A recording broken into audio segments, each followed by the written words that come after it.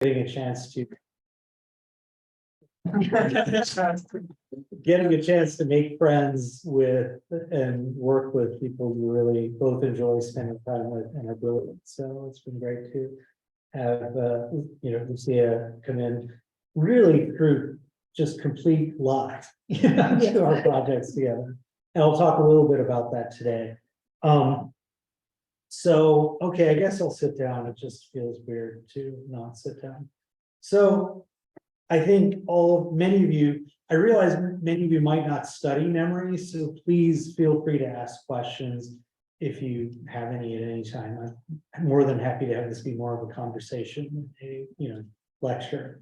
I'm going to start off very dry, but we'll make it more interesting as we go along. So scientifically speaking, Germany, the world of memory researchers owes a major debt to Germany, because this is where not only the start of experimental psychology as we know it, but also Ebbinghaus, who really established the whole paradigm for studying memory. So Ebbinghaus basically sat around and he decided he wanted to quantify how much we remember.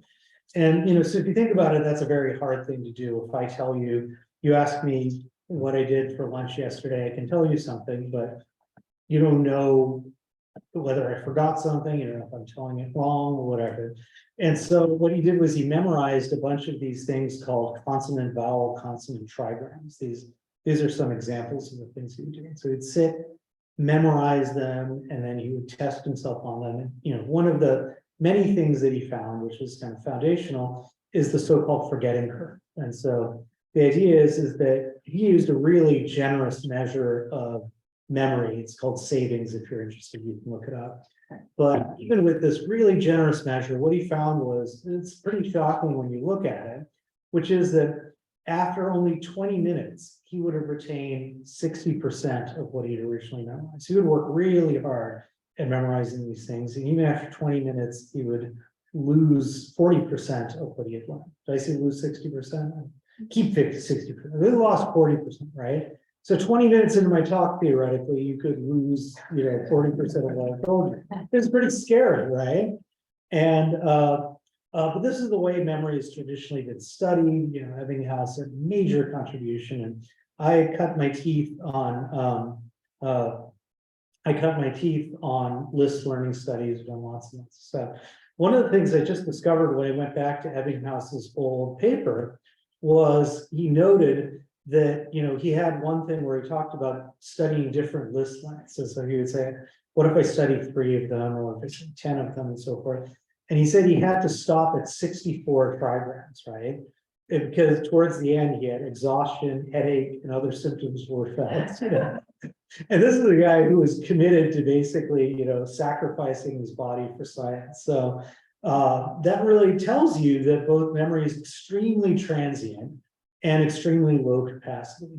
So I spent a lot of years doing these kind of list learning studies. I had people learn associations between fractals and other fractals and sounds, faces and scenes, words that have definitions.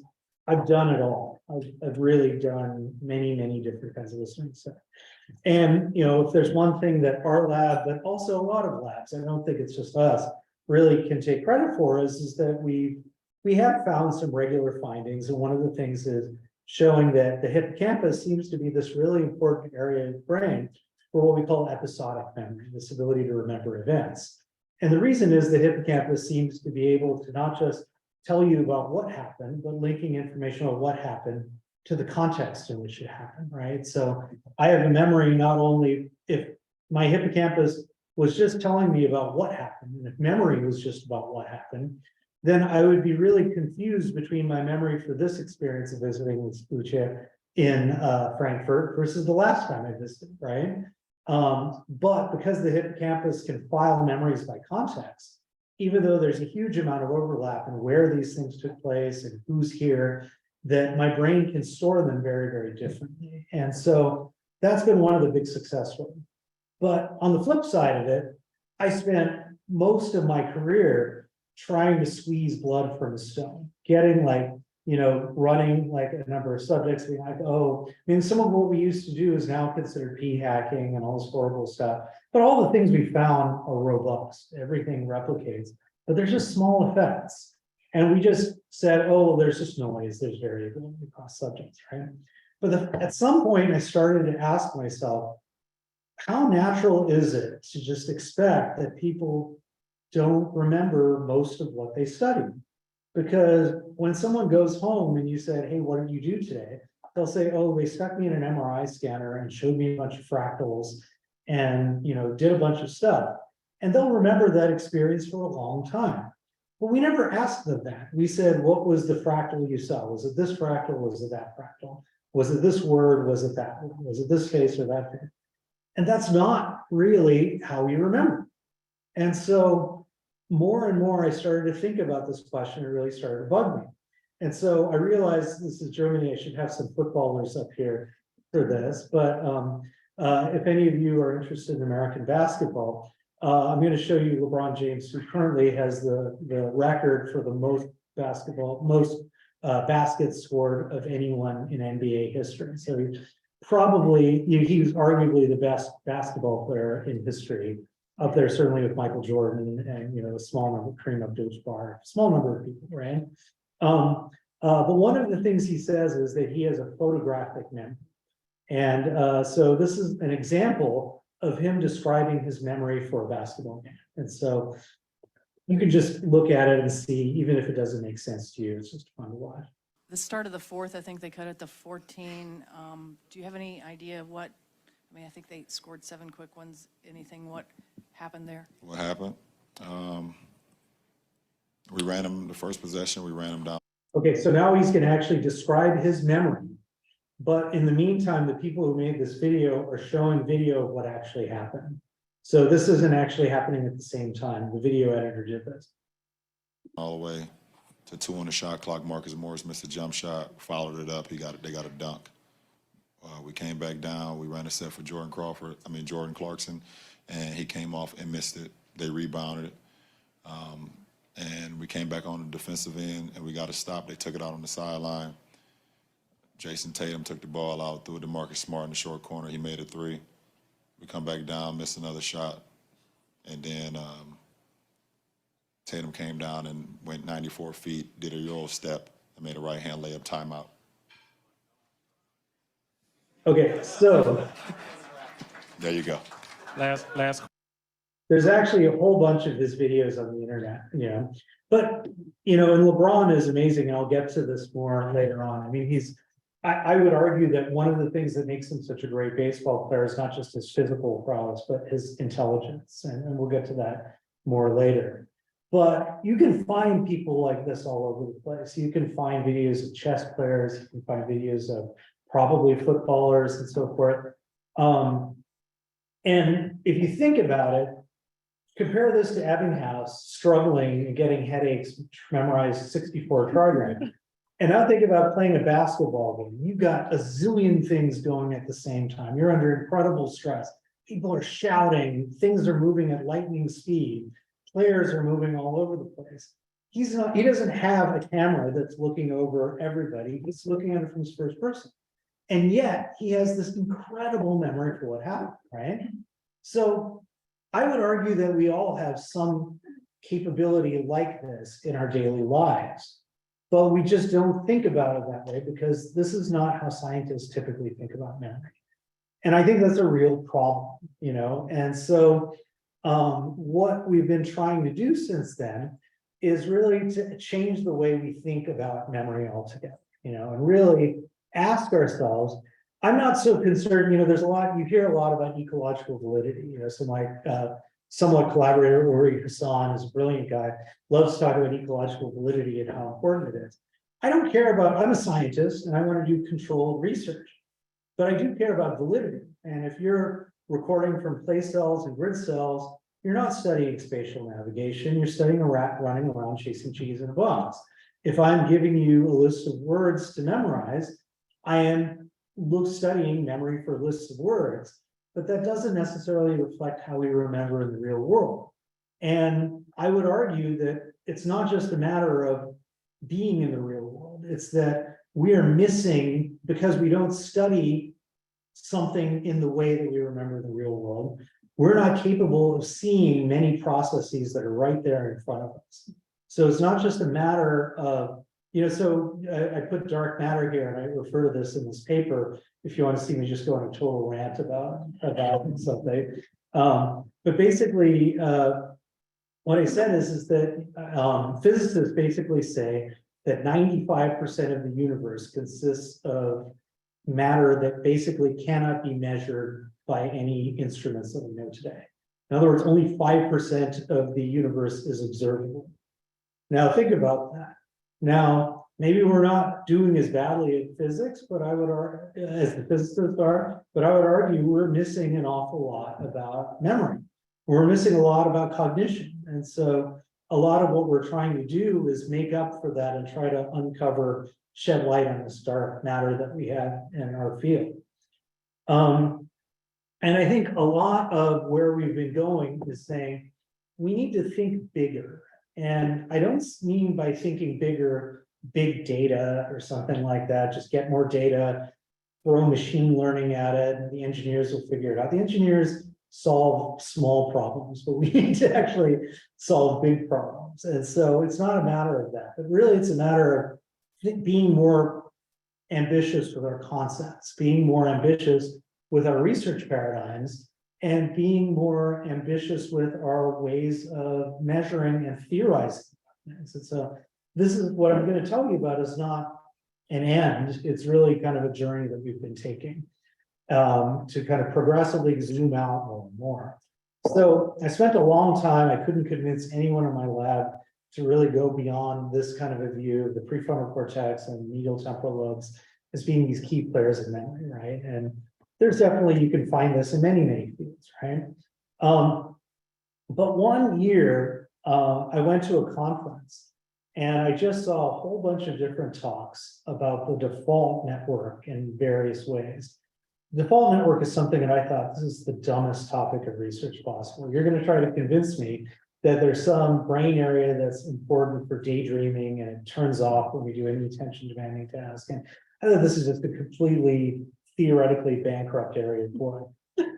I still am not completely wrong in that, but I started to realize something from all these different data points that people were coming up with. So I started to notice people were doing functional connectivity analyses, and I even reviewed a paper, and they were making this point that the default network shows very high functional connectivity with the hippocampus. If you actually just correlate old signal fluctuation, even at rest, it's not correlating everywhere, which is what the traditional view would have been, is that the hippocampus is taking information from all over the brain, lumping it and packaging in these memories. But it's really the default network.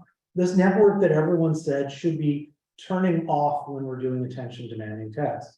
And I can't think of anything more attention demanding than memory.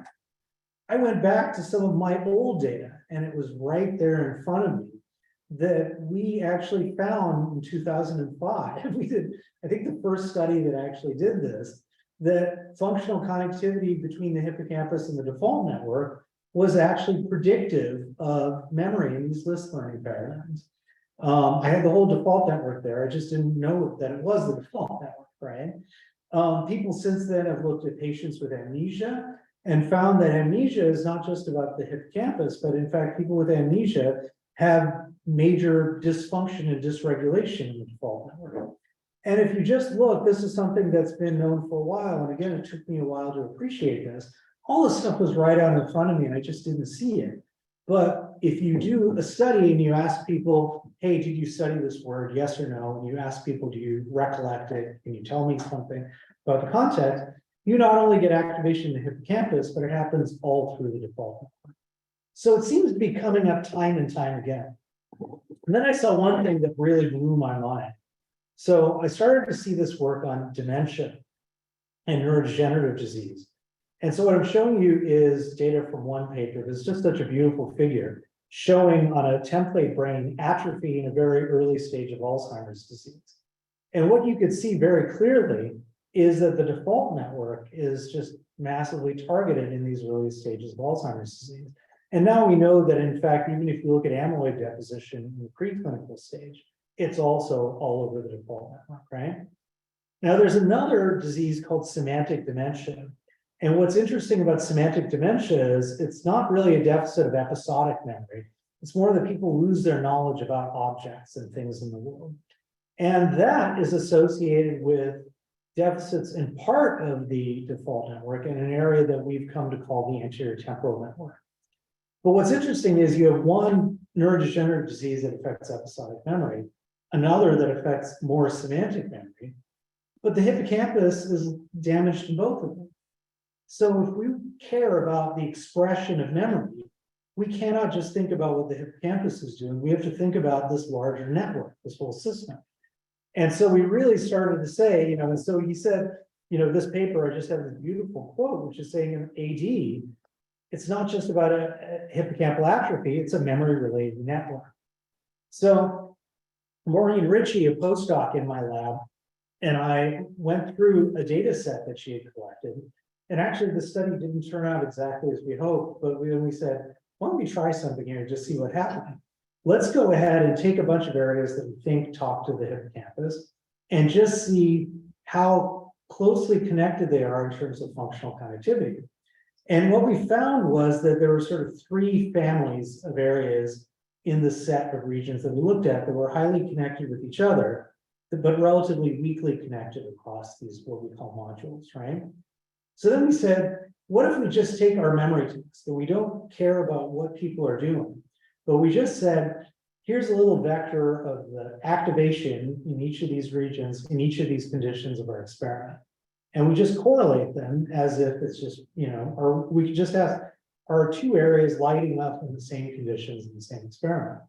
And what we found was, in fact, that there's a lot of similarity in terms of which areas light up in a completely different task, in completely different scans, that the functional connectivity data was predictive of that. Then we did a trial-by-trial representational similarity analysis, and we just asked, on a trial-by-trial basis, are areas in the same network representing the same kind of information? And what we found was every one of our subjects showed that areas in the same network, they could be far apart, they could be close together, they could be in different hemispheres, they could be in the same hemisphere.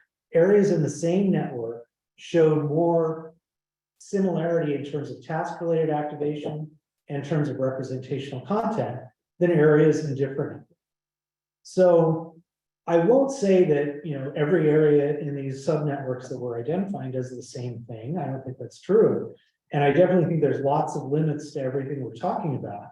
But understanding network affiliation is hugely important, I think, and it makes sense, right? I mean, if you looked at your closest friends, if you looked at your family members, no one would deny that you have a connection with them. And no one would deny that, if you lost someone in your family, or you lost a close friend, or even if you lost somebody here at the plunk, they left, it affects you, and that is true of the brain too. And this is the whole reason why we have to think about memory as a network phenomenon. So Maureen Ritchie and I proposed this idea that effectively the default network could be broken up into two components, one that we call the anterior temporal network and one we call the posterior medial network. If you're doing math right now, you could say, hey, wait, you talked about 3 and but 2. The numbers are changing, and you'll see this more. But I'm going to focus here primarily on what we call the posterior medial network, which includes areas like the this is going to get a little bit more complicated. But basically, what we argued is what memory is about is having two different things. One is having a mental representation of the people and things in our environment, the content, so to speak. It could be a matter of like the colors of the walls or the carpet. It could be my understanding of Lucy as a human being. It could be, all these different things that we have. And separate from that, we have this ability to generate internal models of the world. This idea of saying this person is this person's mother and they are living in this house, and be able to make all sorts of inferences about the world based on this internal model. And these kinds of internal models are essential for understanding speech, for being able to follow a conversation, for being able to anticipate people's emotions, for moral decision making, for, some of the highest form of navigation in space, some of the highest forms of cognition possible would really require this ability to reason, and use mental models. And so Alex Barnett in my lab, who's now at the University of Toronto, did more sophisticated analyses of these networks and basically found you could break up these areas that we've talked about into 4 different subnetworks. And what I want to highlight here is he went through the literature, basically through this tool, was able to come up with word clouds that are associated with these different subnetworks. And what you can see even from a basic scan of this is that these subnetworks are, there's all sorts of problems with this, but these subnetworks are associated with different things. And you can see this very clearly, that there's a sort of social attributes that are represented in the anterior temporal network. These things about, I won't even get into this, but value and so forth in the medial frontal cortex. And these things that are more about episodic memory and space in these posterior medial areas, right? We'll get more into that later. But what I'm trying to tell you here is this gives us the starting point for saying we don't have to look at everywhere, and we don't have to focus on just the hippocampus. We can take the middle road and try to think about these networks that are going to be playing what we think is the most important roles in memory. And as you'll see, it really did open things up for us. Now, the next thing we had to do was expand beyond this idea of list learning experiments and look at structured events. And this tradition goes back to somebody who's in some ways, I think, kind of the polar opposite of Bartlett. So, Ebbinghaus, which is Frederick Bartlett. So Bartlett, even if you haven't read any of his stuff, he's responsible for the word schemas in common parlance of cognitive psychology. Bartlett actually was interested in anthropology and sociology. He wasn't at all interested in, he knew about Ebbinghaus, but did not care. He basically said there's not going to be a single statistical analysis in this whole book, that he did. And, his experiments were pretty uncontrolled. But basically what Bartlett did was he just asked people, tell me, remember this story, or here's this picture. I want you to draw this picture later on. And he came up with a bunch of qualitative observations that led him to think something. And this thing was saying, and I put this thing here about engrams, because it's like, if you do study memory, you probably hear this term engram all the time. It's super hot. Anybody who's doing optogenetics, they're saying, look, we've discovered the engram, blah, blah, blah. And this idea, and that idea is that effectively it's saying there's a memory trace in the brain. We can touch it, we can turn it on, and we can turn it off. And what Bartlett said is, no, we do not have these memory traces for single memories that are fixed, and you just turn them on and replay the past. That's not what remembering is about. What he said is that remembering is sorry, let me take a water. Remembering is what he called an imaginative reconstruction. Now, what he meant by that is that we do not remember the past. We imagine how the past could have been. And that's a very big thing. And it wasn't until years later that I really, really have to credit my former mentor, Marcia Johnson. Marcia, in the 1970s and 80s, started to say, how do we tell the difference between imagination and memory anyway? And it turns out, sometimes psychologists, to do something really brilliant, you have to invent a problem that people didn't even think existed yet. And she really invented this problem. And then, oh my God, it's true. How do we tell the difference between remembering and imagination? It turns out that we're terrible at it, and we really have to work to do it. Beth Loftus has done a lot of work with this too, really showing these extreme examples of how you can even manipulate people in remembering events that never, right? So memory is clearly not just a replay of the past. Something else is going on. And this is where we get to tie back to these networks that we talked about. So if you go back and you look at, there's another kind of folklorist named Joseph Campbell who studied a bunch of different cultures. And, you can say what you want about literary theory. I don't know anything about it. I'm not a folklorist. But he basically argued that every culture is a universal myth. And basically, people have analyzed this. I got this off the internet. I don't even know where. But basically, this is an analysis of 7 different Hollywood films. And you could see Lion King, Harry Potter, Batman, Star Wars. people wouldn't think of these movies as being related, but they all follow the same trajectory that Campbell talked about. They all follow this thing about an orphan who had friends with outcasts. They had some evil that took over the land, and then they had to find some special thing to use to defeat the hero, right? So there is something that we use culturally that has this structure to it, a narrative structure. And if we watched a movie that did not have a familiar narrative structure, I guarantee you it would feel like some crazy art film, and you'd really have to struggle to understand what's going on, right? There's a reason people do this with films and storytelling and so forth. It's because you can understand it and you can be able to remember it and you can appreciate what's different about it, which is the surface content, but you can focus on that content because you already have that structure in your head. And so the point is that nothing is really new in culture, right? It's all reused, and our understanding of the world and our memory for the world is probably also reused.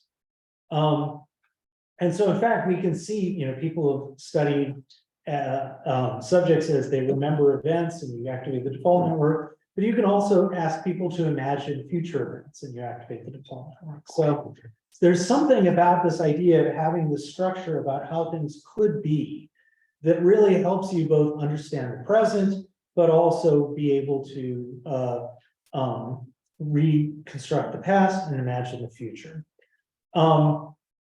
There's a great paper from Jay McClellan, Bruce McDonald, and Randy O'Reilly, where they presented this idea of complementary learning systems. And in my opinion, it's one of the most misunderstood papers. That's the most widely cited, yet misunderstood papers that you see in literature. What they argued is that essentially you have two conflicting goals in the brain, computationally speaking. One is you want to be able to remember distinct events, but the other is you want to be able to build knowledge from your events. You want to be able to get semantic memory. So how do you do this? Well, they argue that the neocortex is designed to pull out the structure in our experiences, and that the hippocampus gives you these unique memories that are disconnected with one another, even if they overlap, right? And so by this kind of an analysis, we would expect that the neocortex should be playing a role in giving us those structures for events that we can reuse over and over again. And so I'm fortunate enough to be part of this big team that we put together to we wrote this grant for something that I almost felt guilty writing it, because I was promising basically that we would deliver this box to the government and say, we figured out how the brain works, but we've developed some computational frameworks, like what we call the structured event memory model, that really capture these ideas that I'm going to talk about today. And the big part of this, the big part of our framework was this idea that we have schemas for events. And the way we build schemas for events is that we take knowledge about what's happening in the present and we use it to predict stuff that's about to happen, right? And we can reuse the same schema over and over again to memorize new events. So to test this basic idea, a postdoc in my lab, Zach Ray, did a simple thing where he just got a GoPro camera and he took films of people in my lab doing different things. So this is one of my former postdocs, Kameen, sitting in two different cafes. Here's Alex sitting in two different cafes, the same two cafes. And here's Kameen and Alex in two different supermarkets. So what we did was we created these artificial events, and all of these events overlapped with one another, right? But the interesting thing that we wanted to ask is there anything that the brain is reusing? Are people really just creating a unique memory for each of these experiences? Or are we reusing parts from one memory and using them to build other memories? And so we could ask, are we reusing components about people? Are we reusing components about places? And are we reusing components about situations? Because we can basically ask, what about the neural patterns that are activated when people watch a movie like this? And we could say, what happens when people watch two movies that are set in the same place, or two movies that involve the same person, or two movies that involve different places and people, but they're in the same kind of situation. And so that's what Zach did. So he scanned people while they watched these 40-second video clips. And then what he did was he took activity patterns in various regions of the brain and averaged them across each 40-second movement, right?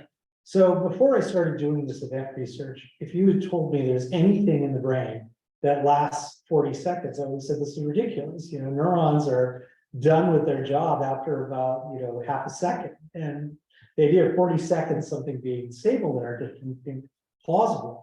But people like Janice Chen had reported the stuff that in fact it did happen. And so turned out in our data, it was in fact quite robust. So the first thing we asked is, okay, let me say one thing. If each of these movies overlap, right? Every one of these movies involves a common person or place or situation. So the first thing you could ask is just, is there any area that just says, are overlapping movies more different than non-overlapping movies in some way? And you could do this in various ways. There's nothing that just says two movies that are overlapping and whatever are just more similar than things that overlap less. So it's more about particular things that overlap. So one thing we can ask is, what if we just take these patterns when people watch a movie and we just ask how, is there a representation of particular places? If there is, we would expect to see more neural pattern similarity between two movies that are shown in the same place than two movies that are set in different places. And so this is basically a model matrix for what this data would look like, how similar the activity patterns for two different movies would be. And you can look at this across a whole bunch of movies. This is our actual data.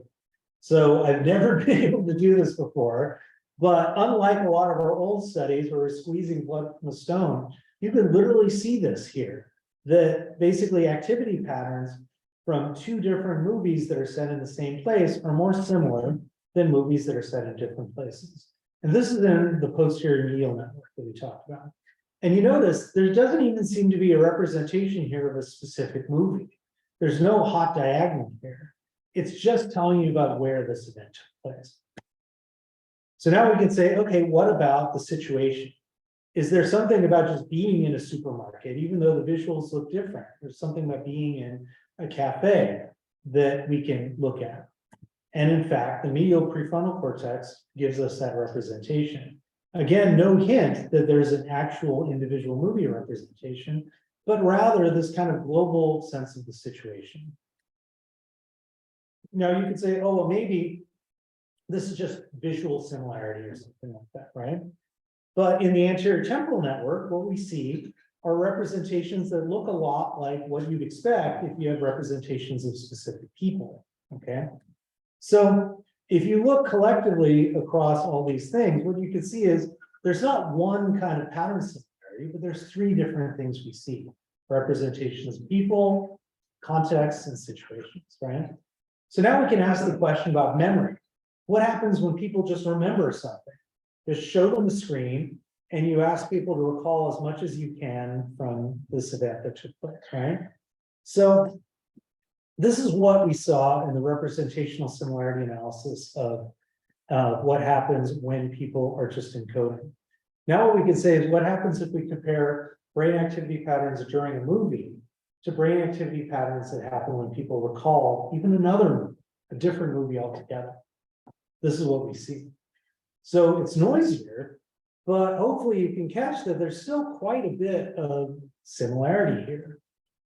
And so what this tells you is that, at least in the neocortex, there doesn't seem to be a memory, but rather these components that we can put together like Legos, and we can grab this and we can grab that, and we can have memories for different events, but we can put them together and flexibly recombine them in different ways to understand a new event or remember a new event later on. So we never have to start from scratch and create some engram out of the blue. We already have these components that we can reuse. But now I'm going to come back to our friend of the campus. Right? So some areas should be caring about individual movies, and it turns out to be the hippocampus. That's not surprising.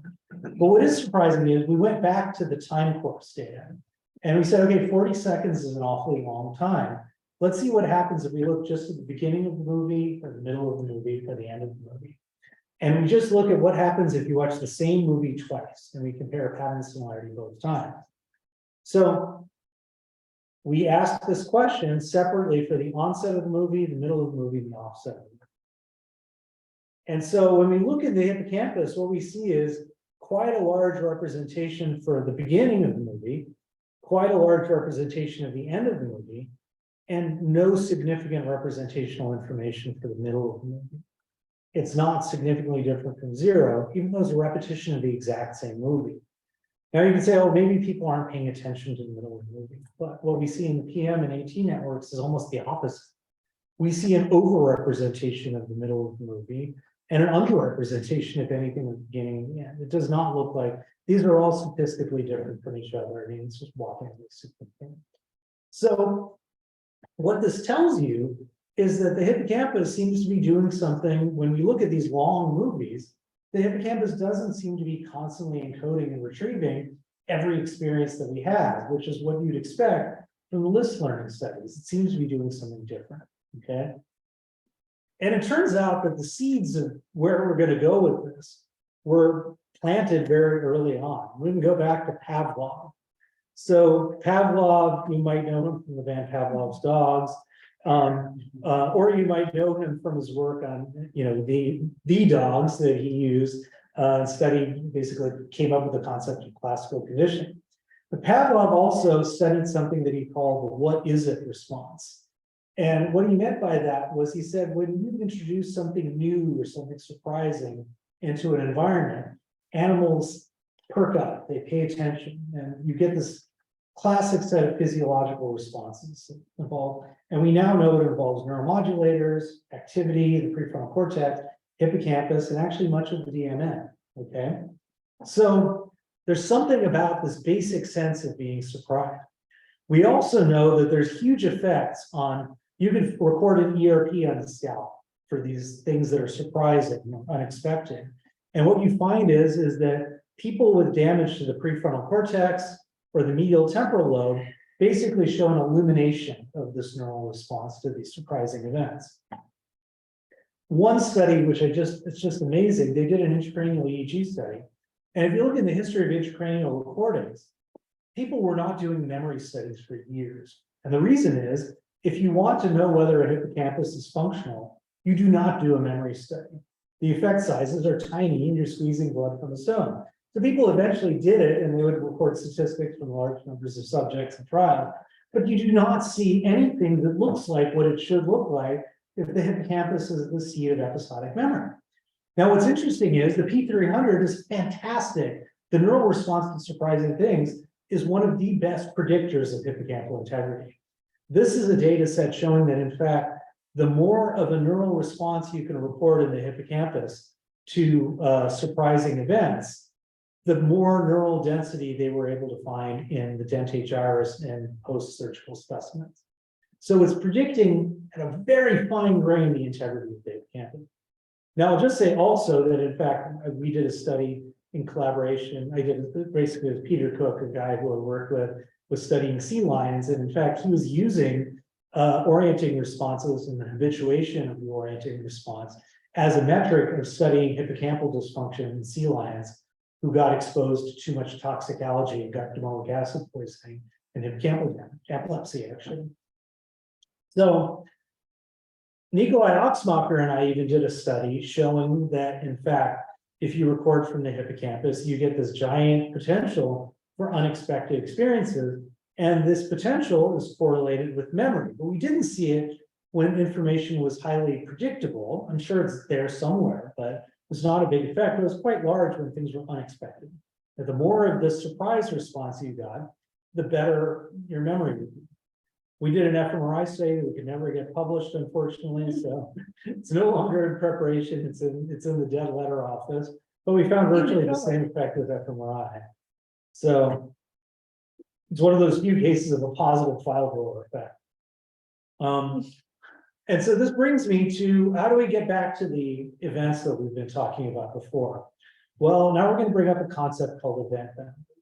And the idea I've told you so far is that when we experience a movie or experience a real life event, watching a sports game on TV or whatever, we have a mental model of what's going on. We can call that an event, right? So even if you just see this picture of Homer Simpson, you don't have to see the next picture. You can be psychic, right? We all have the psychic ability that you know this is coming up next, right? You don't have to do any work to figure that out, that he's wearing a chef's hat, he's got milk and he's got cornflakes, he's gonna pour the milk into the cereal, right? Now, what you can't predict is this, right? So you can't predict that his bowl is gonna catch fire.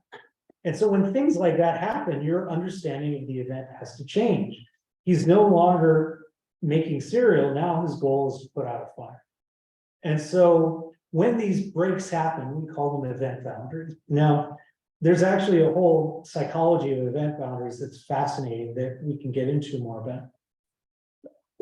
I'm just gonna focus on this idea that when our understanding of the world needs to be updated, when there are surprising things that take place, or when there's a high degree of uncertainty, that's when these event boundaries are likely to be perceived. And so these event boundaries are super important because if you think about it, you had a memory for this, even before you saw it. You didn't need to form a memory for that because this was enough to drive this. But you needed to form a memory for this because it's completely unpredictable and awful, right? So it turns out that if you look at activity during movies, you do not see great stuff in the hippocampus during a movie, but you do see massive activation in the hippocampus and throughout parts of the posterior medial network, what we call the medial temporal network, during event boundaries. So this is basically data from a movie that Alex created. He created an animated film. And we just asked a bunch of subjects, push a button when you think one event has ended and the next begun.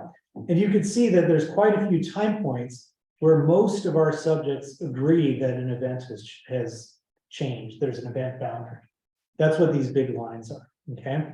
Now, these subjects are different than the subjects we scan, but what I'm going to do is overlay activation from the parahippocampal cortex on top of this. So this is basically one run from a single subject. And what you can see is that the activation overlaps remarkably with these event boundaries. It's a huge effect. And this is a data set from 546 participants by Zach Ray, showing that in fact, throughout like much of the default network, posterior medial network, certainly, and what we'll call the medial temporal network, there's these massive activations during event boundaries. But not every area shows this. The anterior temporal network doesn't, and these other areas like the frontoparietal control network don't. It's specific to the posterior medial network and the hippocampus.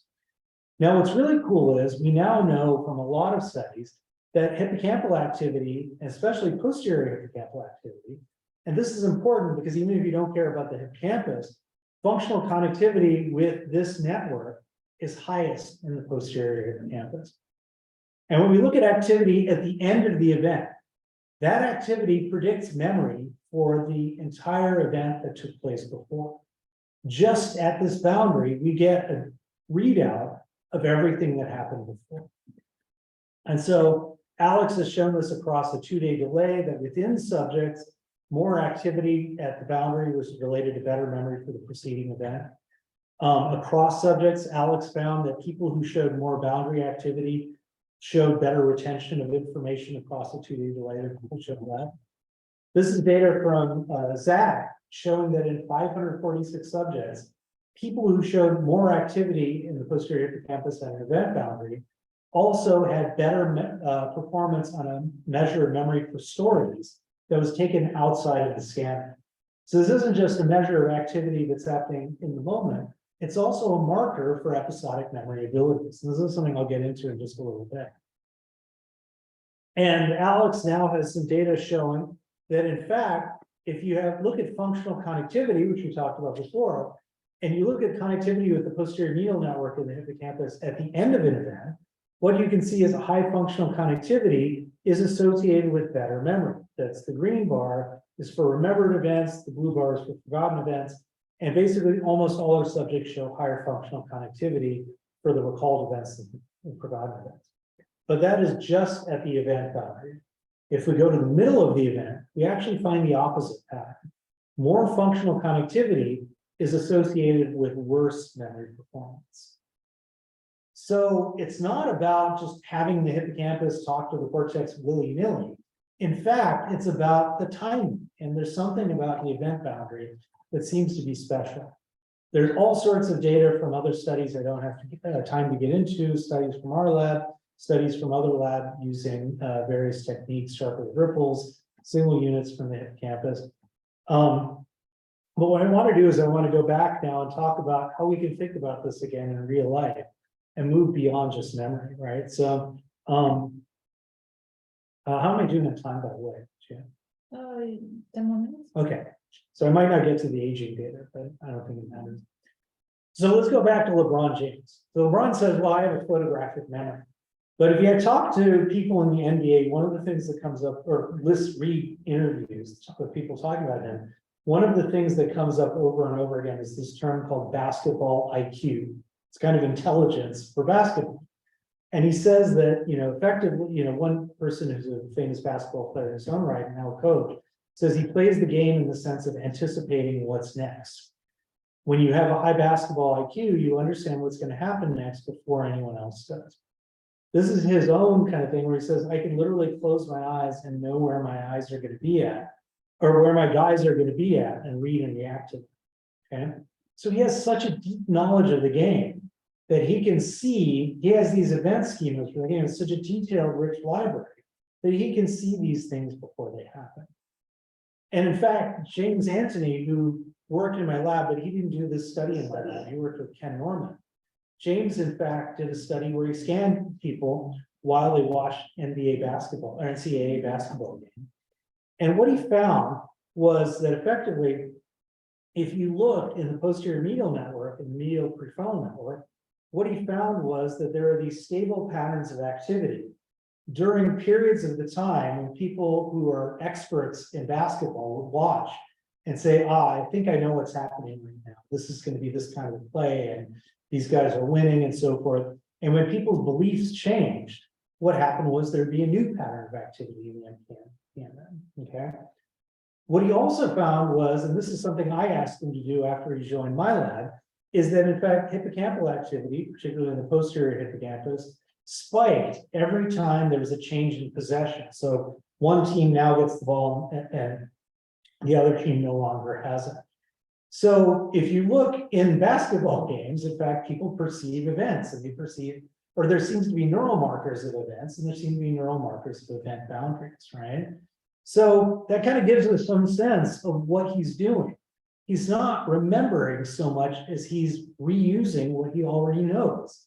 He's really deploying this event knowledge that he had.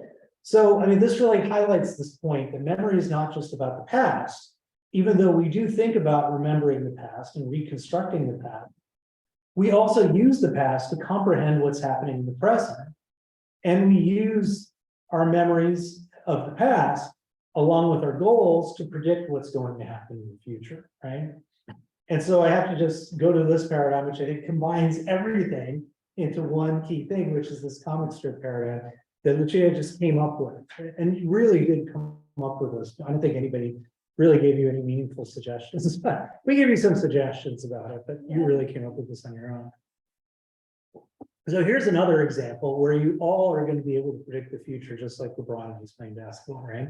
So you can look at this picture and you immediately know what's coming up next. You immediately know what's coming up next. So now you wait, you probably can predict what's coming up next, but maybe you didn't predict this, that the ball goes to the ground and this fish jumps out of the water, right? Totally possible, conceivable, but not what you would expect, right?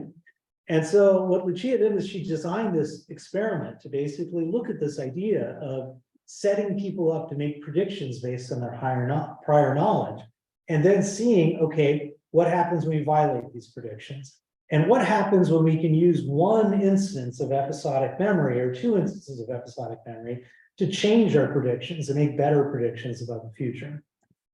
And so one of the things that will be of no surprise based on what I've told you so far is that using stereotactic EEG, she found that in fact, if you look at recordings in the hippocampus, This is actually high gamma activity. It's not an ERP, but I'm sure if you've got an ERP, you'd see you'd see P600s and 400s enhanced for these unpredictable outcomes, like if a fish jumps out of water relative to a predictable outcome, right?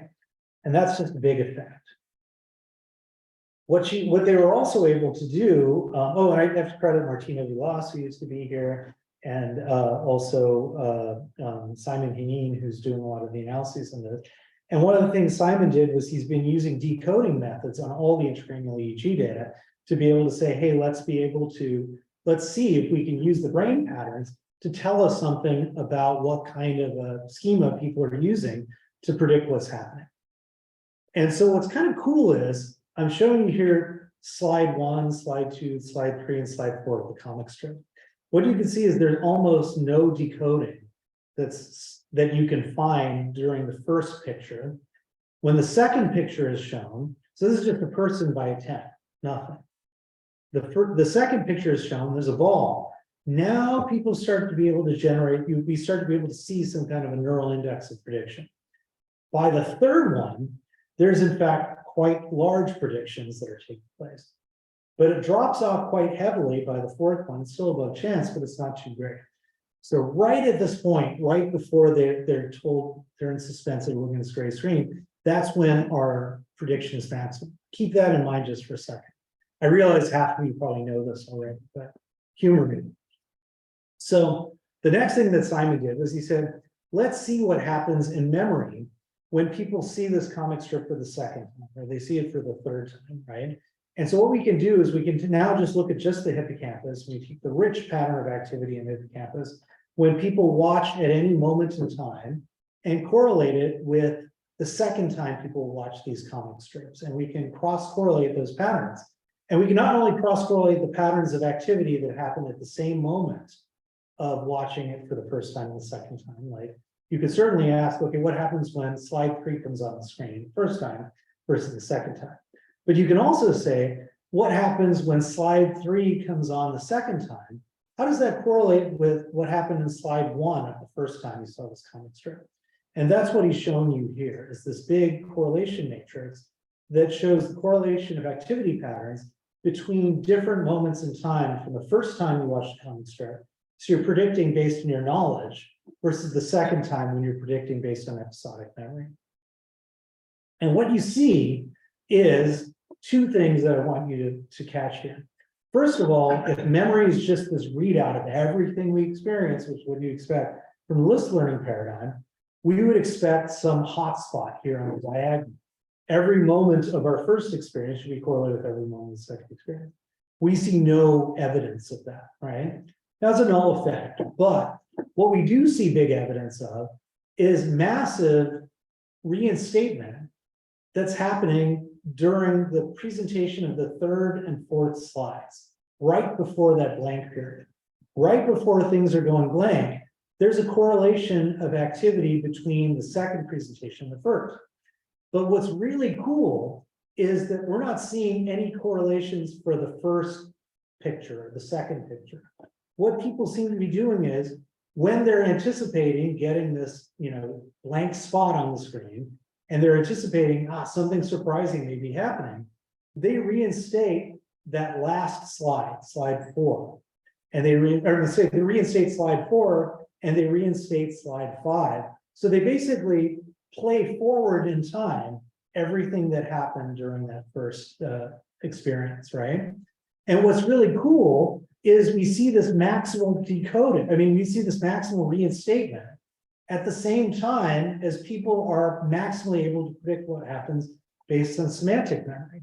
So the first time around, you're engaging in lots of prediction here by semantic memory. And the second time around, you're using episodic memory to really fill in that gap at that moment in time. And it's right before the event boundary.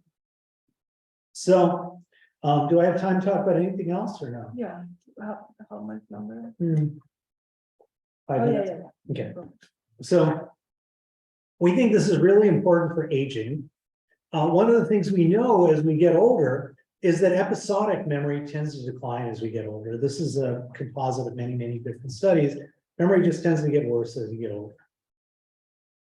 But semantic memory or knowledge about the world actually stays stable for a long period of time across age.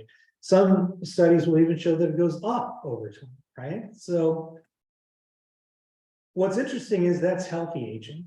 But what we can see is, going back to what we showed you before, these areas that we think are important for event knowledge do seem to be deteriorating in neurodegenerative disease. And so I think everything we're doing gives us a real opportunity, because we've shown biomarkers, we've shown networks that we can identify. It gives us a chance to say, hey, can we use this to identify people who are at risk for Alzheimer's disease? Right now, we don't have that data, but we do know already that the PM and the AT networks are in fact sites of amyloid deposition versus tau deposition. Our network work is already having a big impact, in fact, on this field, at least on some people in the field. So I'm going to go back to the study that Zach analyzed. This is a data set from 546 people from the CAN-CAN study, where they scanned people across the lifespan while they watched, like, I think it's an 8-minute movie, 8.5-minute movie, right? And so what we did was we said, hey, let's look at what happens during these event boundaries, right? And what we found was these medial temporal network areas, the more activity that we saw during an event boundary, well, younger people showed more activity during these event boundaries than older people did. Now, these people who are being scanned aren't even rating event boundaries. What we can see is there is a decent amount of activation, but that activation, this is just young subjects, middle-aged subjects, older subjects, it declines precipitously over age, right? Now, if we look in the same network, this is a much smaller study and very preliminary data. What we found was, in fact, in the medial temporal network, young people were reinstating patterns of activity in a different study when people recall an event, but older people were not reinstating activity in the medial temporal network. Medial temporal network. But what's interesting is if we look at the medial prefrontal network, what we see is activity at event boundaries actually increases with age. And what we found in this new study so far is that older people actually show more reinstatement of representations in the medial prefrontal network during recall than younger subjects do. So there's a shift in the pattern of recall-related activity between frontal versus posterior areas in older versus younger subjects. So we don't know what to make of this yet, but definitely, oh yeah, and I should say the biggest thing is that posterior hippocampal activity massively decreases with age in at event boundaries. The effect is not even significant with 546 subjects in the anterior hippocampus. So the part of the hippocampus that talks to the PMN is the one that shows the biggest decline with age. The part of the hippocampus that talks with the medial prefrontal cortex is not. So let me just go back to these bigger picture things. I think what we're getting at here, I don't have the answers to everything yet. We don't, I mean, we'll get there together, but we're not there yet. But what we do seem to have is this picture emerging about memory, that memory is not regurgitating information, and that when we ask people to remember things that corresponds to their knowledge about the world, what we can see is they have an enormous capacity to not only be able to recollect the past, but when the past, so when the past is there, we can use that past to understand the present and to generate predictions about the future. And it all seems to come back to these network-related interactions that seem to be intricately timed between the posterior medial network and the hippocampus in particular, the medial prefrontal cortex. So we have the circuit, and we have the kind of framework to think about it. And where we're going now is computational models that really allow us to put the brain areas together with these kind of things that people are watching and experiencing and hearing, and being able to put that together and using those kinds of frameworks to now understand how memory works. So I mean, we can do this. It's been hard. People in my lab have made animated films and stories and gone to take boring movies in supermarkets and so on, right? It's not easy, and it's easy for me to show all this data and get you excited about it. but it can be done. And, I really encourage you, because you're the next generation out here, to really try something different. It's risky, but I think we're a little bit stuck, and I think we need to move forward, And I think we can do better with our scope of thinking about the brain. We can move from individual brain regions to networks. We don't have to talk about grid cells and place cells, or even the hippocampus, where we could talk about these really large scale interactions. We can go from thinking about as memory one thing, two things, to computational models that can capture these complex interactions, where essentially we could say, well, maybe in one context, it looks like the medial prefrontal cortex does this, but in another context, it does that. And we can explain it and we can predict it based on these emergent properties. And we can look at things that capture real life, the complexity of real life, in a way that's controlled and hypothesis driven. So that's about that. Thank you, and happy to put that.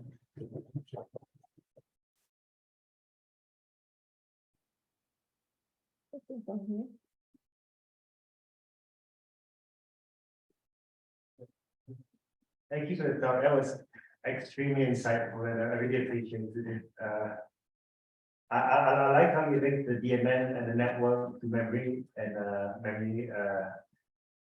the experience of memory and memory retrieval. It's something I'm also working on, specifically my PhD project, relating it to aesthetic appeal of us, because the DMN we found by supervisor at Vessel that the DMN is also activated in valuation. So for highly aesthetic appealing objects. Yeah. But my question actually comes when you think about memory encoding. I recently read this review by Rosendahl Lab in Nijmegen, where they implicated the salience network, which is sort of this another network in the brain associated with focusing on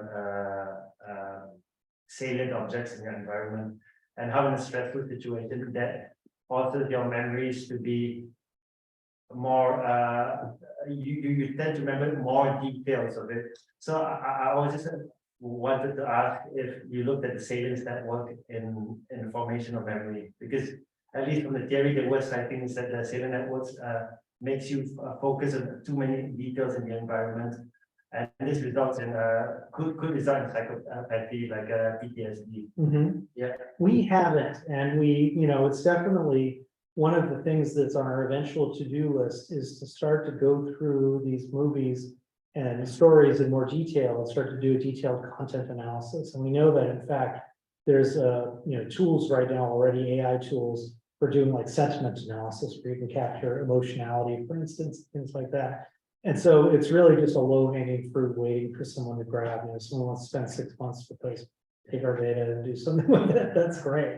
Because I would suspect that the salience network would either activate during those moments of high, emotionality or something like that, and maybe that would be related to memory. We don't know, but it's definitely, there's more to what's going on here than what we're talking about.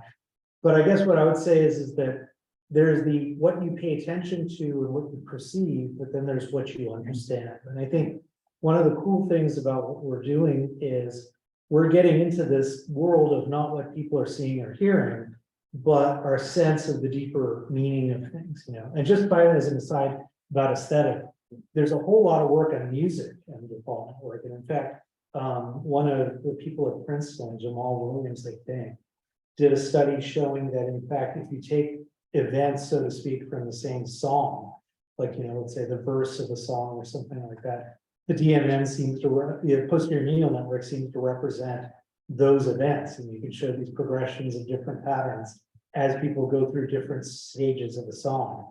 And Peter Giannotto a long time ago showed that the degree of movement through tonal space during a song is correlated with DMN activity. So I do think it's not just about verbal events or stories. It can be about any temporally extended experience that people find meaning in. Yeah.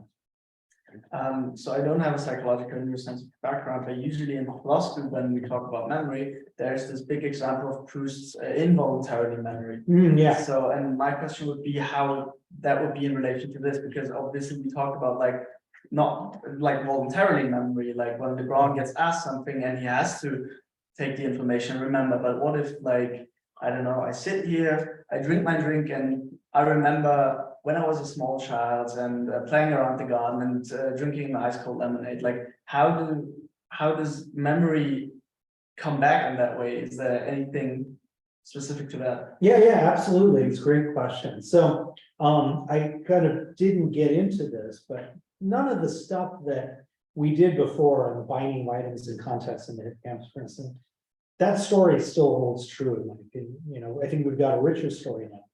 But, you know, in autobiographical memory, they basically, I think they talk about two stages of retrieval. One is I can't remember, something's construction, I think, and then about elaboration. And basically, there's this moment where you just get a bunch of stuff that lights up in your brain, right? And, you know, smells and tastes, anything that are context cues, places, smells, tastes, things that are very unique to a particular moment in your life are very potent cues. Songs are another one. You'll see this a lot in songs. And we all have this experience. You hear a song or you go back to your childhood home, or you smell the Proust Madeleine thing, you know, all that stuff, right? Ratatouille, the taste of the thing, it's all there. So those are the retrieval cues that activate the hippocampus. And the hippocampus has this kind of organizational structure where it doesn't understand the meaning of anything, but it does organize memories along a timeline. So whereas like, you know, the anterior temporal network might say oranges and lemons are close in representational space, and oranges and, you know, calculators are very far in representational space. The hippocampus just says, how far are these experiences in time, and use the context as a big cue. So when you have a very distinctive context like Bruce Madeleine thing, it's a very effective retrieval cue. But all the hippocampus can do, in our opinion, is give you some access to these fragments of the event model that you had at the time. And it's really giving you something at a salient moment in time. It's not everything, but it's something that's the most informative parts of that experience. Once you get that little activation, some sensory detail, some schema, some sense of everything, then your brain gets to work on the monitoring process of like, how do I make sense of this and clean it up? And so you start to do the detective work, and you do it in real time. You might not even be aware of it, but that's when you start doing the storytelling, and that's where the DMN, we think, really kicks in.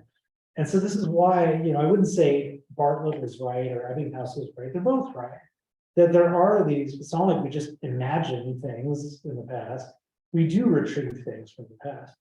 And we can get retrieval cues for memories that we think are just lost.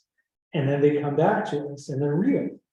But we also have to tell a story in order to make sense of it. We have to build a narrative. And that building of the narrative doesn't depend on memory for a singular experience. You just have to have enough detail from that experience, and then you tack it onto a story that could apply to any experience. Yeah, so good to see you again, Charan. Yeah. So really nice topic. Good to see you, Lee.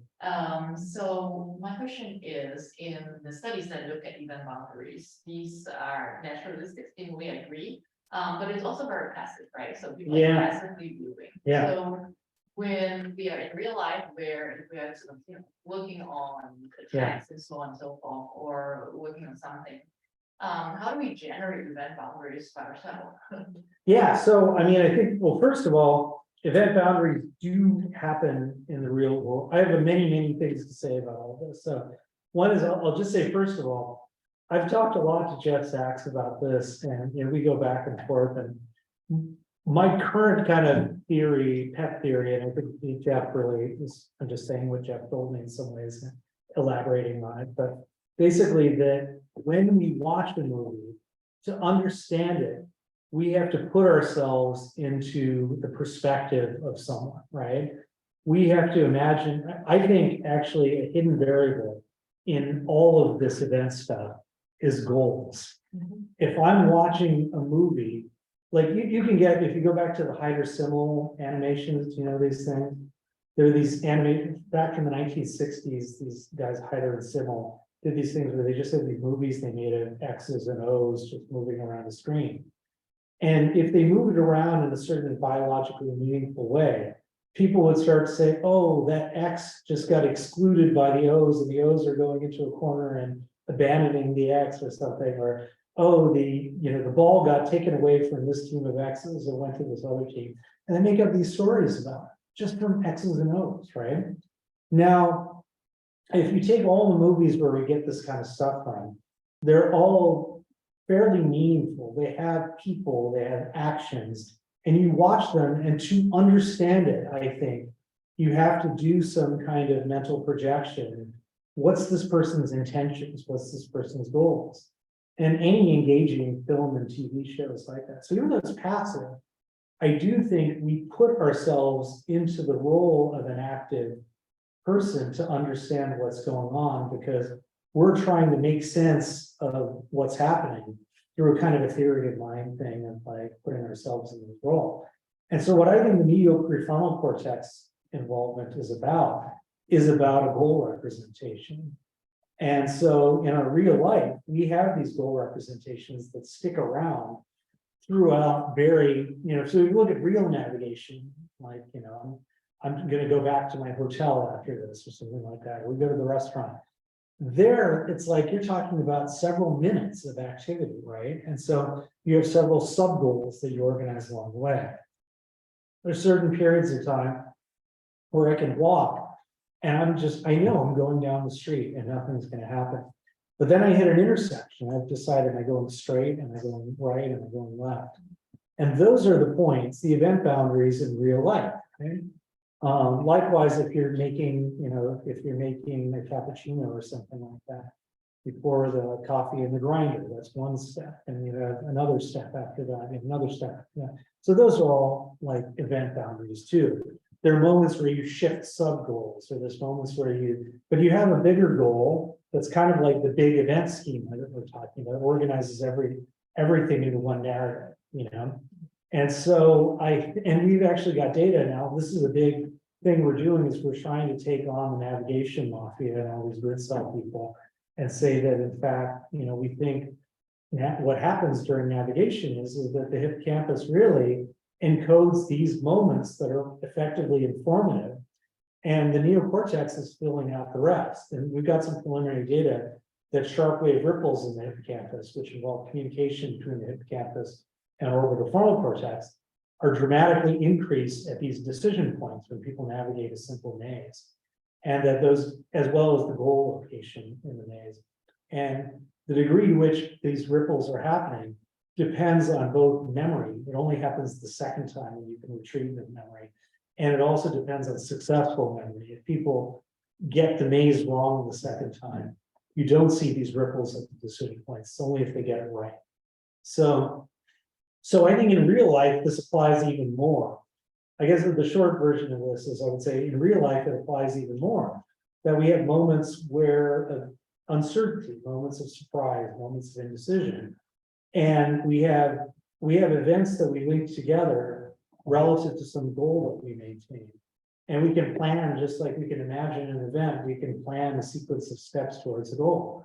And I think that in fact, most of our event cognition is really just co-opted from goal-oriented active behavior. And so I do think it applies, and so we're doing this now in navigation. So far, I think the data look decent. So sorry, I'm not sure, how to formulate it. I'm not even sure it's the question, but it sounds to me like, because now there's also a shift in the sort of working memory field that goes a little bit with what you said, like in the past, we always thought of memories essentially representing past information. Yeah, And, now there is this idea of context dependent encoding and maintenance, that the same items actually are maintained differently in memory depending on your goals. Like for instance, like the question about the example about the intersection that you mentioned. So I'm just wondering how you think your, work relates to this kind of stream in the working memory field. well, it's Or if interesting. you thought about it at Oh, all, yeah. or, Oh, yeah. I mean, one of my big introductions to the world of neuroscience is Joaquin Fuster's book on the prefrontal cortex. And his whole point is that the prefrontal cortex is not about maintaining information or working memory, but projecting what you will need for the future. You know, he talks about his memory for the future. And he talks about this perception action cycle and so forth. And in fact, I spent a long time studying the overlap between working memory and episodic memory. And Yeah. so my former mentor, Mark Esposito, asked this. He literally sent me an email yesterday saying, "You're the last person for this book that I'm editing, you know, who hasn't sent me an outline for your chapter." And I'm debating, what am I going to say? Am I going to say the working memory is even a thing? Am I going to say episodic memory is even a thing? Or is it all just, you know, a complicated dynamic system? I guess what I would say is the simple version would be that I think, you know, Jeff thinks this, and I would agree, that an event model is a working memory representation. It's close to what Baddeley was thinking of with the episodic buffer. I don't like Baddeley's conception of working memory, but I would say it's close to what he was talking about with the episodic buffer. It's really a kind of a, you know, and you'll see this in discourse processing. Again, they talk about situation models, and in reasoning, they talk about as mental models. These are all, the problem is that people in their various literatures use different terms, but I, you know, maybe I'm a lumper, Lucia and I are both lumpers, and I think that basically it's like, maybe we're not splitting enough.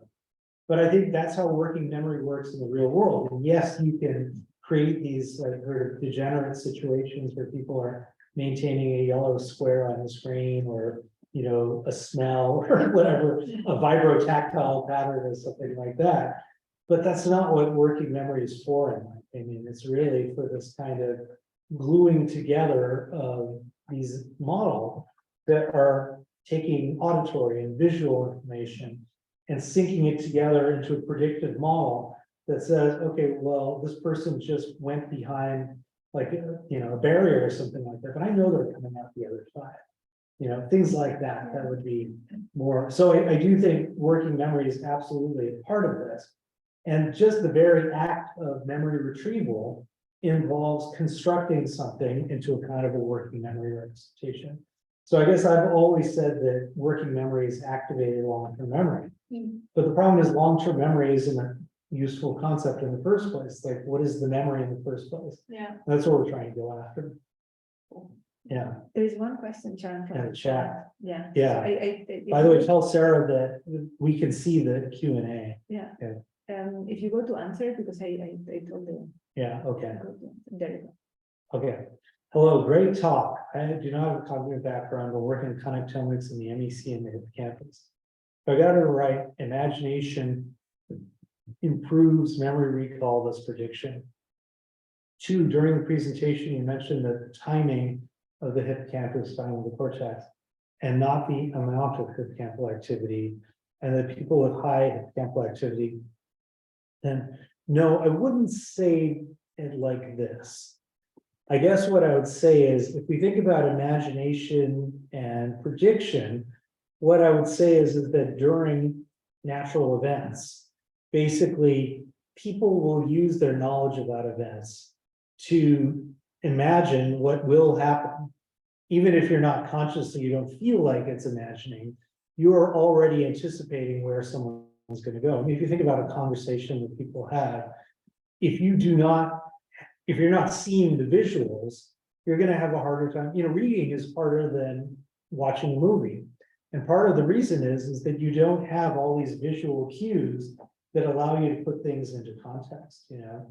And so, like, you could be in a room talking to somebody, it's a super noisy place, and there can be all sorts of stuff happening. You might actually not be hearing about half the words in a conversation, but you won't even be aware of it because you're already filling in the blanks of those words based on this event model.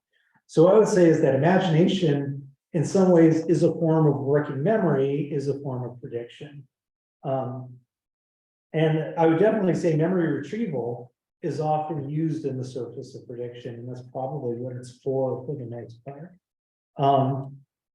So the next point is about the timing.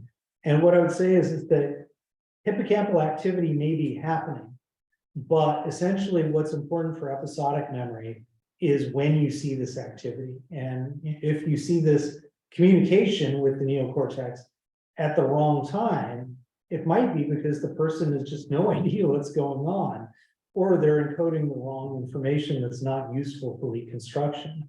But if you encode at the right time and you have the cortico-hippocampal activity at the right time, you're getting the most informative information. It's the most useful information. And so timing is really important. And then the last question is about people with hippocampal activity. And I would say that, no, on average, what we found was that people with high hippocampal activity at event boundaries show better memory for events in general. But that's just at event boundaries, not overall activity. Does that answer your question? I guess I don't know. But We will. Then she can raise her hands if it's not clear. Yeah. Yes, thank you so much. Of the question. So, in the recent paper published, you show different aspects of the memory are represented in different parts of the neocortex. And the hippocampus seems to only register the important moment, like the beginning and the end of the event. So, have you also tried to look at what aspect of memory the hippocampus represent? yeah, so I guess, so first of all, we've done this in a lot of more basic list learning studies. And one of the things that we have found over and over and over again is that if you just take item information, like, I'm trying to memorize banana versus apple or something like that, the hippocampus does not show any representational similarity for this item information. I vehemently disagree with people who just think this is just an overall memory device. And, there are a lot of people who say that, but it's not. It's gluing information by context. It really gives you this very specific event representation. But if there is a similarity, things that are close together in time, events that are close together in time, or events that are close together in spatial context, tend to be represented more similarly in the hippocampus. And things that are far away in time and space tend to be represented more differently. So what I would argue that it's doing, we have a computational model of this, is that for a singular experience, the hippocampus is taking information about the people and things from the AT network, the information about the situation and the context and the goals, and gluing it all together to be able to give you, providing an index for all of those things. But it's giving you something that's also unique to a period of time. So there's all sorts of things that fluctuate over time, the temporal context stuff, as you know. So that is part of it too, and we can model that. What's interesting is we've started to model, James Anthony has done some modeling of spacing effects in memory. So one of the things we know is if you study the same thing twice and you study it spaced out over time, in general, people remember it better over time, they retain it better than if you get the same amount of study time, but you study the two things closer together. So that is something that is totally explainable by this idea of the hippocampus encoding context. But one of the things that we've found is that if you imagine, and we simulate this in our model, if you take, you form a memory for studying banana or something like that, then a week later you come and you see banana and you're studying banana again. You feed banana in the hippocampus, but it's in a new context, right? So now the hippocampus is struggling and it gives you kind of a crappy version of the banana memory. It's a degraded version. It's not a very good, faithful representation of the full pattern. So what happens next is we believe this is an important part. It's not a fact, it's just what we believe is what the hippocampus tries to do is it says, hey, here was the target, and this deviates substantially from what I'm actually getting out. Maybe I need to tweak and update my memory to better be more faithful to what I'm seeing now. So what happens is that the context becomes sort of grayed out and the item information becomes more predominant, right? So it's kind of like if you have an old memory, people talk about them as becoming semanticized. but they're not really semantic memories. I can have an old memory of my birthday party, and that's different than the knowledge of what happens at birthday parties, you know?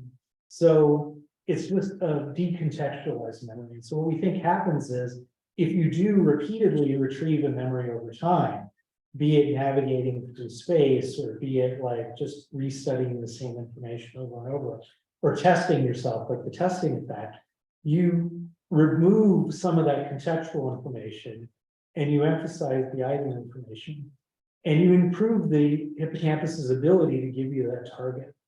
And what's cool about that is it makes the memory more flexible. It allows you to remember the same experience in multiple contexts and multiple situations, so that it's less episodic and more flexibly accessible. And so in that sense, it's a little more semantic. But the hippocampus, in my opinion, never captures that full representational space that you get in the neocortex. This is not good for that. Mhm. So that's what I would say, is that I've come to the belief now that I cannot say the hippocampus or any other brain area does this. Because once you start plugging brain areas together in these models, and they start interacting towards different goals, what you see is representation change. It's just like an animal's in a box and you see play cell, then you give the animal a task and play cells remap, you know? And it's just not, the cells seem to be doing different things. So I guess what I would say is that I do think context is extraordinarily important for understanding the hippocampus. Mhm. But we can also say that memories are dynamic, they change over time, they're updated. And that process will change what it looks like the hippocampus is doing. And sometimes, in any sense, it does change what it's doing. Mhm. So the context itself should be represented in a new context, like posterior medial. Well, so this is where things get a little interesting. So yes, that was our original model of defining an items of context model, was that you have information about context that's represented in a parahippocampal cortex, right? And so our newer version of this is that you have kind of a parahippocampal cortex represents the more of the scene information and some of the abstract context, but a lot of this event context is being represented in the PM network. And but in our modeling, that doesn't give us the kind of temporal context that you've been studying and that we talk about a lot. So that temporal context has to be something else. So maybe it's fluctuations in arousal that have a very slow time scale. Maybe there's also just neural noise. Neural noise tends to be temporally autocorrelated, right? So at any given moment in time, you might be hungry, you might be cold, you might be, you know, whatever it is. Maybe that's all kind of manifest as some moment by moment unique pattern that's also getting in the campus that we're not explicitly accounting for. It means it's unsatisfying to me because again, it's sort of dark matter. You don't really, I could tell you what I think it is, but we can't really study it very clearly because it's everything. It's like the force, you know. So it's there, it permeates the universe, but I'm not really, you know, I have to be a Jedi to believe in it. And but that's what I think. Yeah. The hippocampus gets this special thing because it's putting together many kinds of context. Yeah, indeed. I also think the context itself is a very complex concept because we have different aspects of context, temporal context, spatial context. And in the navigation literature, people think, you know, like the spatial context should be in the hippocampus. And a paper probably published last year from Christine Doller's lab, they do decode like spatial context from the hippocampus and publish that results in Nature Neuroscience. But yeah, so that's why I'm asking you whether you can also see this context representation in the hippocampus in your data set. Yeah, so we've definitely seen more abstract context representations in our data set. We've never yet scanned people in a pure virtual reality task. And so what we actually should take that back. We have scanned people while they're retrieving information that they encountered, objects that they encountered in virtual spaces. And in our data set, we really had to squeeze the data to get a representation of spatial context when people, so if they remembered some object, we could see a readout of the spatial context, meaning two objects that were encountered in the same location would be represented similarly in CA1. But that was only if they were in the entry room of the house. If they were in the inner room of the house, we didn't see it.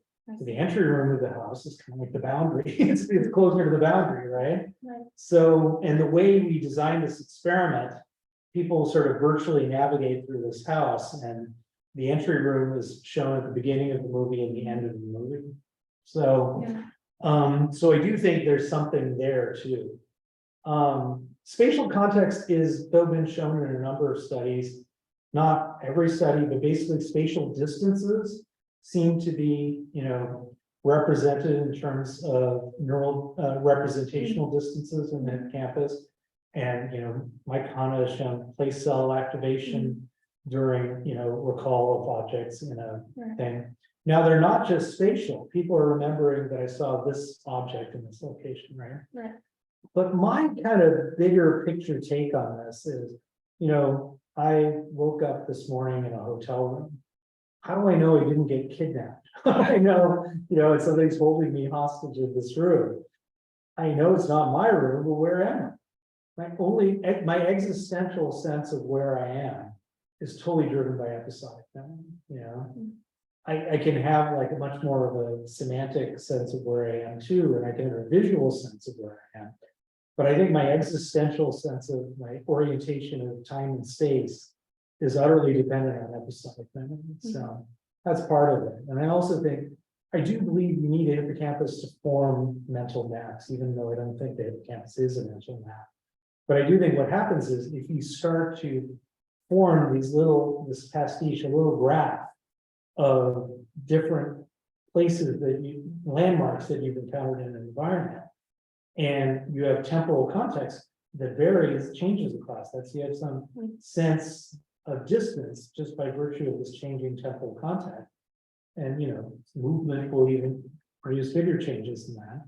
Now you have the elements for sort of like, you have these points.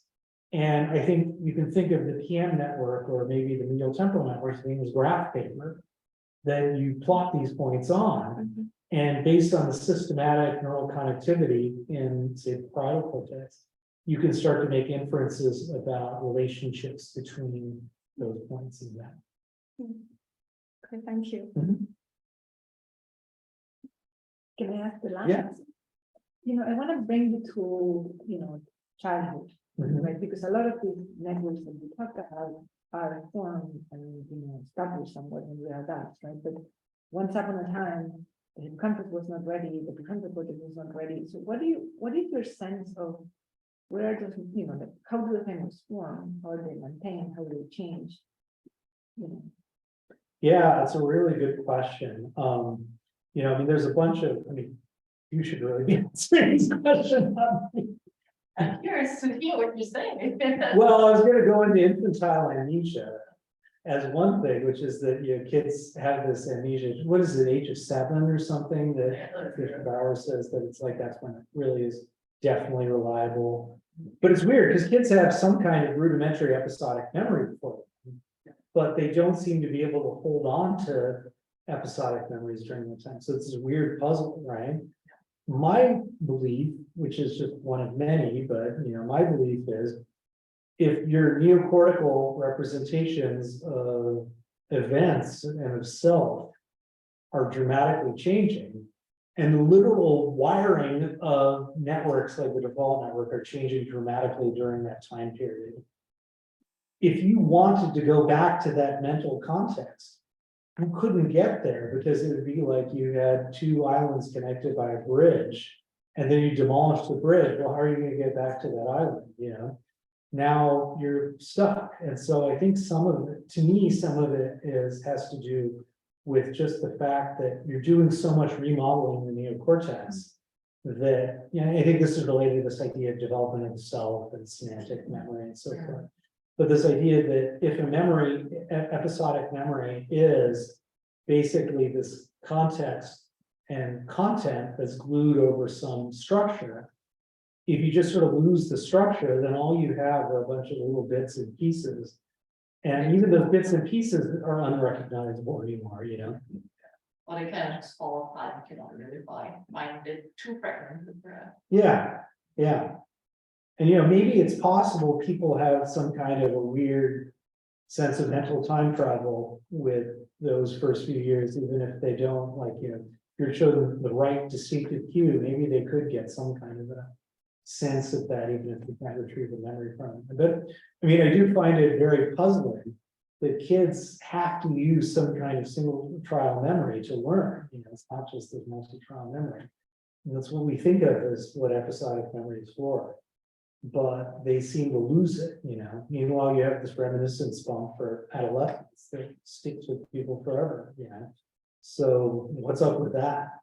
I'm almost certain that your understanding of self, your understanding of goals, your understanding of events and people's intentions and all those things, it really shapes what you can say. And it's sort of like Bartlett's old studies of, you had people who were like these white British male, you know, students at Cambridge, and he's asking them to recall this Native American folktale, the War of the Ghosts.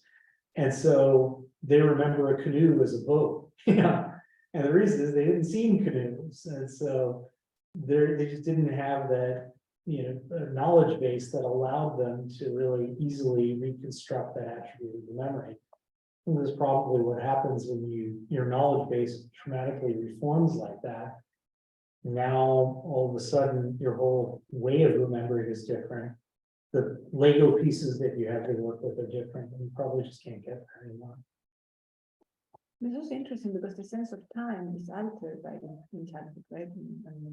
And also the sense of And like now, it's a flashback to a dog walk I had with Simona Getty about this, and he was talking about how these studies of like some kinds of sense of time are there in pretty early childhood, and some other sense of time isn't, and it has to do with projecting to the future, that kids are bad with time or something, and has something to do with the development of the self, and got very complicated very fast. But I think, Ely, do you know anything about this? I have no idea about this. Okay, there is something about the sense of time in kids, and I That's, can email like this asymmetry, I think that's something to do that somehow tracking going forward is more difficult than going backward. That's somehow what I have in mind. My very shallow understanding this some kind of asymmetry. And I have a last question. So there is, what I find interesting is that when we last yeah, question. this is speculation. This is a question, it's more speculation. So what is interesting is that when we imagine, imagination is not very rich, it's not very detailed, right? But when we dream, it's extremely detailed. So what is the difference? That's a hard one. I mean, for some people, like, yeah, so, I mean, I was gonna tell you this second book. I mean, Cherykhovsky, the guy who, you know, this famous mnemonic expert who was studied by Luria. So he would just have this ability to memorize all sorts of crazy things in very fast time. And it was because he had synesthesia. And so it allowed him to just generate these massively rich and distinctive, like, scenarios that he used as kind of a fortress for memorizing things. And so it was partly his, you know, so he was at the point where, in fact, it was described as by Luria saying he couldn't tell, at times it seemed like he couldn't tell the difference between what he imagined and what really happened. So there does seem to be this real spectrum in which some people seem to really richly imagine things to the point where they do have real failures of pre-outing. And there's others who seem to be like, not, you know, and my colleague Linus, who just like doesn't feel like he has any imagery ability. And, you know, there's people who have aphantasia and so forth. So, and I don't know what it's like for those people when they dream, right? I guess that the difference is, I mean, when you're dreaming, there's a lot of sort of spontaneous activity that's being generated in the brain. It is sort of this paradoxical state for your brain. It's a little bit like it's awake. And so it's spontaneously generating sensory movement, and it's using all the laws of the world. They're getting weirdly shifted in some ways, but it's trying to make sense of it, and it's producing these, actions that you can't really do. And there's this weird sort of hallucination that the brain's generating. I mean, I don't really know what to make of it, but it's like, I guess it would be different in the sense that maybe in the way that hallucination is different from something that you imagine. It's something that you imagine, you're sort of starting with the top and then working your way backward. But something you hallucinate is something that happens from the bottom, and when you're trying to make sense of it. It's probably what a dream is too. I recently heard a talk by Robert Stickles, Uh-huh. and he seemed to have this idea that, I mean, with the dream, maybe it's a form of manifestation where the brain is actually exploring different possibilities. And Yeah. maybe that coincides in the sleep stage, right? In REM, where you also, there are studies that show that, having emerging insights. Yeah. Seem to be happening during that stage, Yeah. and that's when the dream happens. Maybe that's the brain trying to try out putting things in different ways. Yeah. I mean, there is this little bit of a replication issue with the insight thing, Oh, okay. but I like to believe it. I think it's true. I wake up in the middle of the night and I feel like I have these moments. I definitely feel like sleep gives me these moments of insight, But yeah, I mean, we have a model of sleep effects on memory, because we found that basically it's like the testing effect and sleep act very differently. For instance, and the basic replay idea, in my opinion, would suggest that it should be the same. You're generating something, you replay it. Replay should either be restudying or testing, but in fact, it doesn't look like either one of those. And what we found instead was that after sleep, people, like memories that were competing with each other and producing retrieval-induced forgetting, could now produce retrieval-induced facilitation if there was a semantic link between them. So episodically, they're from very different contexts, but semantically they're overlapping. Then what we found was that there was competition if people were doing this during the daytime, or if people were doing this without sleep. But after sleep, there was this retrieval-induced facilitation.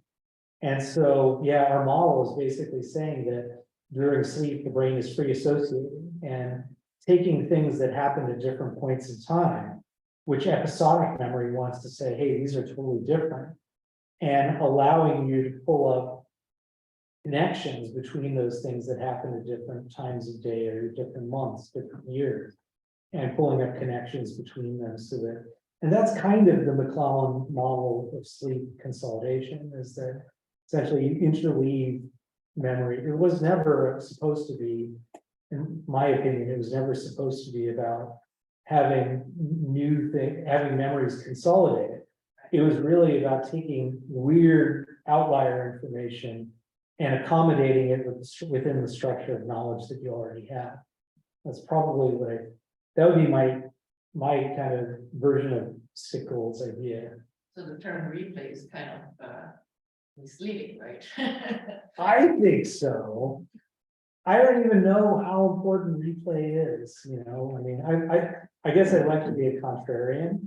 And so I just think that people are true believers in replay, but these replay events aren't that long, and they're not that, they say, oh, it compresses a large amount of time in a small amount of time, but I have yet to see something that tells me that you can do that, the kind of replay that people see can scale up to the point where you could actually get a real event out of it, as opposed to just, but I guess I would say probably that these sharp wave ripples maybe are happening at just these moments. Maybe that's enough to be able to put it together with other things. So, and maybe there is something that happens with the sharp wave ripples during sleep where you are kind of solidifying these event boundary memories. And then the neocortex has enough systematicity to stitch together the rest, you know. But in my opinion, and again, I've talked to people who study sleep and they tend to agree with me. And people who don't study sleep tell me I'm totally wrong on this. But when I've looked at the literature on sleep-dependent memory consolidation does not look good. There's a lot of studies, in my opinion, that do not find improvements in memory after sleep. Well, for that matter, nobody finds an improvement in memory after sleep. I mean, maybe it's Jenkins and Dollenbach or something, but I mean, most memory shows slowing, most studies show slowing and forgetting, That's right, yeah. but But the other positive studies side- don't. There's quite a few studies that fail to get that done. So, I mean, I think there's like quite a well-known finding in sleep people. I think it's like semantically related word pairs get a benefit after sleep, but unrelated word pairs don't, or vice versa. There's all sorts of weird things. And so if you know that literature, you can select the right paradigm and get sleep effects. But I really think this idea of sleep, and I think this idea of memory consolidation, I hate it because it's just like, again, this kind of engram thing, you Yeah. know? Guarding against forgetting essentially. Yeah, exactly. And it assumes, and this is what's a problem with a lot of the animal literature and consolidation. They study animals who basically have 2 meaningful experiences in their life, or 3 at most, you know. They do not, they're basically, their whole life is sitting around in a home cage and then they get thrown in a box and get shot. And it's like, you know, the real world, we have so much interference, we have so much competition, we have so many similar experiences that play out that I don't think it's at all comparable. Our memories are these rich ecosystems. And you cannot mess with one part of the ecosystem without this butterfly effect that happens all over the place. So I just don't see how, I mean, and that's what neural network models are all about. I mean, the simplest neural network doesn't have a memory for simple single experiences. It has memory for the structure of things. And if you feed it one thing, it will incorporate it within this larger body, will not remember that specific experience. And as a result, it does not have a memory for any one experience, but it does have the capability to produce almost an infinite number of memories, depending on what the inputs are. And that's kind of a cool thing to me. And so it's not captured by this very static view of consolidation and engrams and things like that. Can I ask you? We have gone well above time, guys, so I think that we should, and Oh. unless you want to do it. you do Yeah, it. sure. Yeah, maybe it's stupid because maybe you already answered in some sort of way, but when you talk about the difference between dreaming and imagination, I'm thinking about that specific situation in which it happens pretty often to me, at least, that maybe sometimes I'm doing something and it feels like a deja vu, like I already dreamed about it, but I don't know, I cannot, in that moment, I cannot distinguish if it's actually, if I actually dreamed about it or if I didn't. And it's kind of weird because I really feel like I already thought about that. And I really, I see myself like I have knowledge about what's happening, but I'm not sure if I actually dreamed about it or not. Yeah, no, what you're talking about is, so one of my colleagues, Nigel Peterson, and actually, you should look at the work of Anne Cleary. So Anne has been studying deja vu. It's interesting, if you go back to like old neurology, like Hewlings-Jackson was this neurologist who noticed that epilepsy patients, some of them, not all of them, but some of them, right before they would have seizure, they had this intense sense of deja vu, like something was about to happen, that they knew what was happening. And Penfield, in his old stimulation studies, where he'd stick electrodes in different parts of the brain and just stimulate and see what happened, you'd find that if you stimulated around the temporal lobe cortex, people would get this really rich sense of deja vu and report it. And so, so Anne came up with these paradigms where she would have people go through virtual environments, and then she would put them in another virtual environment that had exactly the same spatial layout, and they moved through it in exactly the same sequence. But one looks like a church and another looks like a video game arcade. And people in general are pretty bad at telling you if they've been to that, that they've been to a place that looked exactly like it, but it has different stuff. But they will often have this intense sense of deja vu. And they'll sometimes even be able to tell you, I know that we're about to turn left in this movie. And in fact, they're a chance of telling you whether they're going to turn left or whether they're going to turn right, even when they feel like they can predict what's about to happen, So there seems to be something about this kind of familiarity that's generated in the perirhinal cortex, the hippocampal cortex. It's kind of a cortical thing that can give you this intense match, this intense fluency, and this metacognitive state of being like, I've been here before. But is it linked to the concept of bias or something like when you make a decision and after you make that decision, you feel when maybe, for example, if there are some elections, you after the election, you think you have predicted who has been elected, and this is That hindsight bias. yeah, so maybe can be also something like this. Maybe after something actually happened, you are convinced that, and maybe it didn't. To me, hindsight bias is more of a memory reconstruction issue. That you basically say you are going backwards and you're saying, I remember this thing that happened before.